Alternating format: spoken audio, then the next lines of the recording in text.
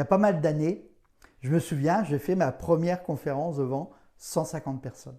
Alors j'avais une trouille bleue parce que jusqu'à maintenant, j'avais parlé devant 10, 15, 20 personnes maximum. Mais j'y suis allé quand même. Et ça pour 3 raisons. La première, c'est que j'avais quelqu'un qui me coachait, qui était à mes côtés et qui m'a dit que j'étais capable de le faire. La deuxième raison, c'est que j'intervenais sur un sujet que je maîtrisais complètement. Et ça, évidemment, c'est une des grandes clés. Mais surtout, la troisième raison, c'est que j'avais préparé comme un fou. J'avais écrit, réécrit, répété, réécrit, remodifié, re-répété. Et je me suis aperçu que finalement, ça n'enlevait pas grand-chose à mon trac, mais en revanche, ça avait enlevé au moins 80% de ma charge mentale.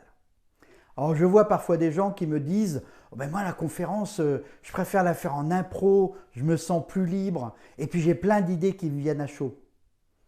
Ben moi je dis que vous aimez vous faire du mal. Et je vous donne rendez-vous un jour où vous ne serez pas en forme. Et là vous allez comprendre ce que c'est la souffrance devant un public.